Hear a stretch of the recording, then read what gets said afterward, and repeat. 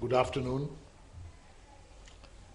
When we talk about patentees in India and compare them with non-patentees, the non-patentees could be generics or could belong to the IT industry or any other field. Visualize the non-patentee as sliding down the hill on skis with a nice smile on their face, very pleasantly happy, and visualize the patentee walking uphill with a backpack with boulders in a totally disheveled frame of mind. And that's the news that really travels globally. As Tolstoy said, happy home is no news. It's a broken home that's news. The bad news travels fast. You don't get to hear some of the good points. And the objective of my presentation today is to point out very briefly on what some of these negative news items were, which kind of reached the West, which were extensively circulated in the press, and then show you a little glimpse of hope. And that's why my title is A Lot of Hope. I really believe there's a lot of hope because there's a lot of change in relative terms from the past. Maybe in absolute terms, it may not appear to you to be much, but when you compare with what happened 20 years ago, 30 years ago in India, there's a huge change, and I'd like to concentrate in these 15, 20 minutes that I have on showing you some of the positive stuff. Having said that, it would be unfair and biased of me to only concentrate on the good, and therefore, let me just count for you very briefly 7 negatives that we read about. The first was the wind energy cases of Enercon, the German giant in wind energy. 12 patents revoked by the Intellectual Property Appellate Board, all 141 claims revoked after a 3-month hearing in a record time. News 1. Is there a positive here? We'll see.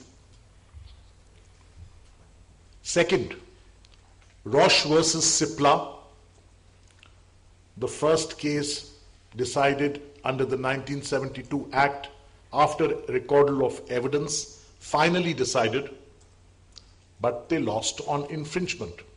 The suit was dismissed on infringement because the judge simply did not understand what a polymorph was.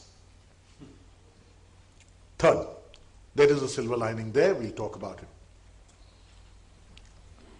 The Novartis case on Section 3D, the Supreme Court was called upon to look at 3D, incremental innovation, but started to look at the larger issues of obviousness and anticipation, and in doing so, started to challenge some basics in patent law itself and started to ask questions on how can you have a Marcus claim that covers millions of compounds? How can you have a distinction between disclosure made in a prior document and coverage? If the prior Marcus formula covers something, doesn't it automatically disclose it? And therefore, doesn't the previous patent, which has a Marcus structure as opposed to a subsequent narrower improvement patent, anticipate it? Basic questions like that perplex the Supreme Court. Do we have a positive there? I'll talk about that. The Pfizer case, where the sunitinib patent was cancelled recently. And there's a very positive news there, and we talk about that. The Pegasus case, where Roche's patent was cancelled, all in 2012. That order has been stayed by the Bombay High Court, so that's an immediate positive. The others I'll talk about in a little more detail, but there's a stay on the Pegasus decision. The Bayer compulsory license that was granted, where they made statements about working state requirements for patents, and thereby, although it was a case for pharmaceuticals, the findings started to hit everybody, whether you belong to the IT industry or mechanical or whatever was the subject matter. The working requirements and the observations made in that order by the Controller General started to affect everybody, and everybody was worried. And there's a positive there, which I can point out immediately. There has been an appeal. Within a record time, the appeal's been heard by the IPAB.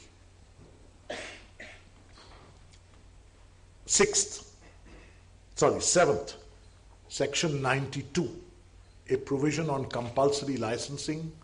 Well, it's not compulsory licensing, it's the government's right to declare certain drugs on a list as open to compulsory licensing if there's a national emergency or a situation of grave, like an epidemic, or a situation of great urgency. And the government actually spoke about 3 compounds recently in the news, in press releases, etc. That's a bit too early to comment upon because it is yet to mature into a notification. Now, we saw the negatives very quickly. Let us see now the talk on where's the ray of hope. So let me take a timeline for you. 1940s, when India became independent, to 2005, saw roughly 7,500 reported decisions on trademarks and copyrights, and some lesser ones on industrial designs, trade secrets, and some of the other torts, but very few cases reported on patents. Maybe about 100 on the whole in the entire period. Contrast that figure with the 7,500. So every year, maybe 1 or 2 or 3 cases would get reported on patents. There were only 2 final decisions. There was the Unichem case of Bombay High Court in the 1960s, and when and the Bishwanath Prasad case, which went up to the Supreme Court. These were the only 2 cases which were finally decided after the recordal of evidence. So, 2 patents finally decided in the entire country in this period. Now take the period after 2005, when the patent law got reformed and product patents were introduced for pharmaceuticals and agrochemicals, and there were lots of procedural reform.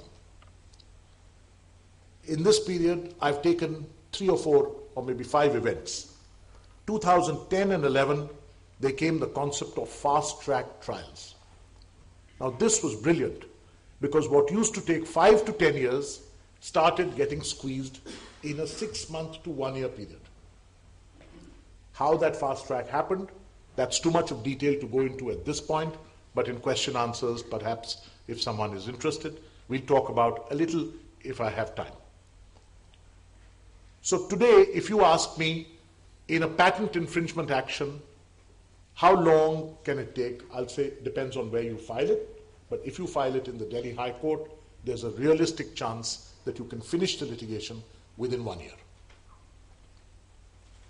Now that sounds absolutely impossible, but it is equally impossible to visualize the Supreme Court of India saying that IP matters, not patent alone, all IP, which means trademarks, copyrights as well, should be disposed of within 4 months from the date of institution.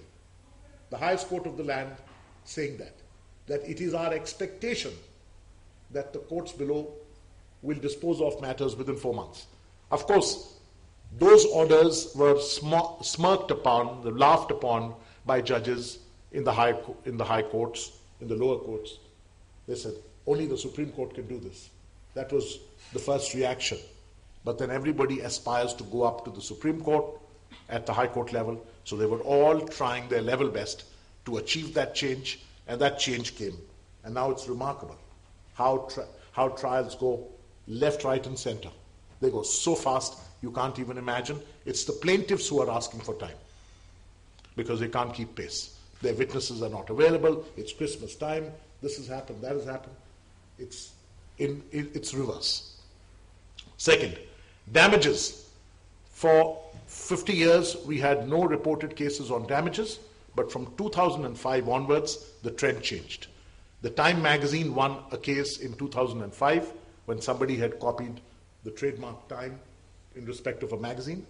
Punitive and exemplary damages were granted, and the court took a stand that it's time that we made the civil system, civil law justice delivery system, far more exciting and available than the criminal justice delivery system, which is clogged up. And to make it attractive, you need to grant damages.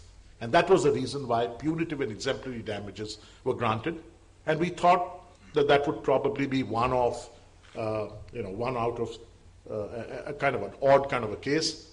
But from then to now, Delhi High Court has granted 150 reported decisions on damages.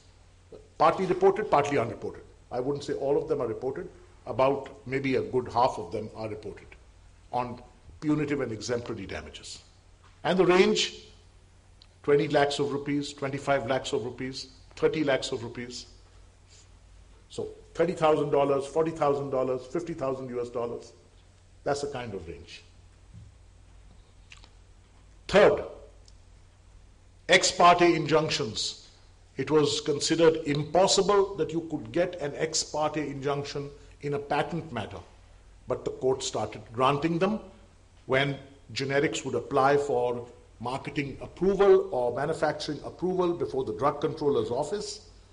Through a certain route called the Right to Information Act, you could get information about that, and you could go to the court before they'd started marketing and get what is known as a status quo order, and the court would say, do not market before this application for injunction is decided.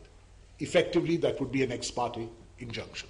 So in patent matters, ex parte injunctions started getting granted, and there are now more than 10 cases where this has been done.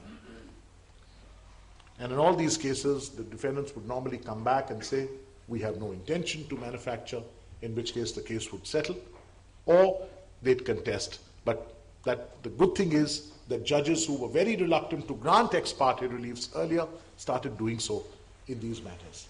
And the moral of that story was, go to the court early. Don't wait till you believe that there's a cause of action, because a cause of action has already arisen when somebody has applied for a manufacturing license before the regulatory authorities. In March 2012 came the compulsory license granted for Nexavar, and the observation that importation does not amount to working. And this kind of hit the whole world with like a bolt of out of the blue, and something which caused a lot of distress to people. Now, the good thing is here, the appeal's been heard in less than 1 year by the Intellectual Property Appellate Board, and hopefully that matter, at least the last part, the importation not amounting to working, at least that part might go away. September 2012, Roche versus Cipla was decided. It was a final decision, and the Supreme Court laid down a very interesting standard. The Supreme Court said, the case, the Delhi High Court said that the Supreme Court standard in Bishwanath Prasad's case should be the standard we should be following on obviousness. Not KSR, not windsurfing of UK and Pazzoli of UK, not the problem solution approach of Europe, of the European community. We should follow the standard of Bishwanath Prasad, which, if you go back to that standard, although that was a case decided in the 80s, mid-80s, it's a standard which is very modern because it talks about a person of ordinary skill in the art who is not of an innovative frame of mind. He's not an inventor. He's a person who has been supplied with all the prior art, but there's a closest prior art. He must have a motivation. And would he be able to take the leap to the inventive concept? Not could, but would he be able to take the leap? And would he have, should he? In other words, does he have the motivation to combine prior art? So all the modern elements for obviousness were kind of put into that case, and if you see that test, that really favors patent owners. The other thing that Roche versus Cipla decided, apart from saying we must follow this standard, which is the Supreme Court standard, the other thing they said was Section 8, which is a provision in our law which says that if you filed a patent in India, then for the same or substantially the same invention, wherever else you file patents, information regarding those equivalent patents should be disclosed to the Patent Office. Now that's a Section 8 requirement, but there was a case which came along called the Chemtura case, where the judge interpreted Section 8 very literally and said, you need to tell us that in Japan your claim number 5 was knocked off, or in the US your claims were narrowed. You need to tell us that. So we have the right then to decide whether we should give you narrower claims, broad claims, or no claims. And if you haven't told us that, then your patent ought to be revoked. So that's the standard that Section 8 was interpreted in that way by the Chemtura case. And the Roche versus Cipla was the good news, where the judge said, I see that there's a violation of Section 8, but it is a small violation. I will not invalidate the patent. In other words, even if there's a violation, it's discretionary and not mandatory for the court to invalidate the patent. That was great news. The patent was therefore held to be valid. The court looked into obviousness, anticipation, and all the other violations that had been alleged, but negatively held that there was no infringement. Both the parties have preferred appeals. The appeals are listed on the 30th of this month for final disposal. The good news about Pfizer, 24th of September, the patent was revoked. And the good news, on the 27th of November, the Supreme Court held that the Patent Office, in a post-grant opposition, by not supplying copies of the opposition board recommendations, had violated principles of natural justice, and therefore the order was void ab initio. And if the order of cancellation was void, the patent went right back on the register in a period of 2 months. In a period of 2 months and 3 days, the patent went back on the register. And of course, the Supreme Court then remanded the case back for rehearing after copies of the opposition board recommendations had been supplied. In an appeal, it would never have taken anything less than maybe 2 years. But in 2 months, the patent was back on the register. In December, on the 4th, the Novartis case, the 3D case, the judgment was reserved after 31 days of arguments. So it lasted for 2.5 months, but there were 31 days of arguments because they wouldn't take up the case on Mondays and Fridays, only on Tuesdays, Wednesdays, and Thursdays, 10:30 in the morning till 4 o'clock in the evening, 131 hours of arguments before the highest court of the land. And we expect the judgment now on any day. But the great news was the entire Supreme Court and all the lawyer circles were saying, wow, the Supreme Court has so much work, but look at the time that they've devoted to a patent case. And they were comparing the case to Kasab's case, the person who was executed for the attack on the Taj Hotel in Bombay and the Oberoi Hotel, the terrorist attack. They said after Kasab, the Novartis case has got that kind of importance by the Supreme Court.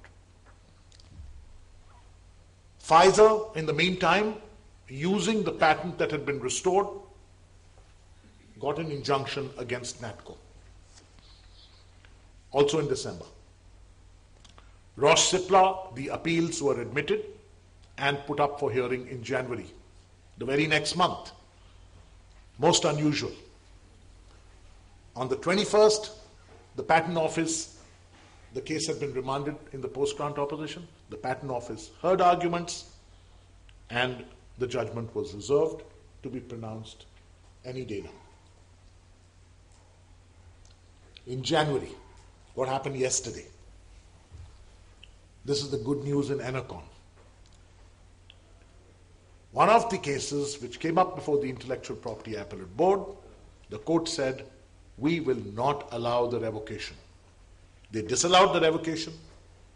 They gave an opportunity to the patentee to amend its claims, saying that they find an inventive step in the invention, and they gave an opportunity to the patentee to go back to the Patent Office and amend the claims. So this was after, in the previous round, 12 patents, 141 claims had been knocked out. Now, do I have a few minutes? Yes. That could be 2, that could be 5, that could be 3. 2 minutes. All right. Fast track, I won't go into.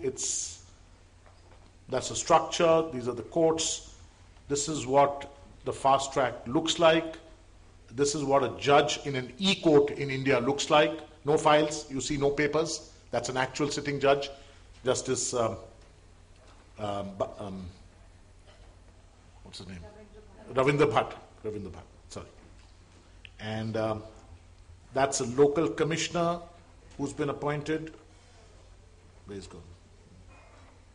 That's a local commissioner who's recording evidence in a fast-track trial. And then it goes back to the judge. These are the courts that we are, the Supreme Court, High Court, IPAB, and the Trademark Office are the 4 major forums. And this is how, in the year, the pre-trial trial would take place. Now let me come to the conclusions. 4 or 5 points that emerge. 1, do not delay enforcing your rights in India. It's the worst thing that can happen to you. You cannot lose by going early to the court. Second, coordinate all the statements made, pleadings, evidence between a case in the US, a case in EU, IPAB in India, and the Indian courts.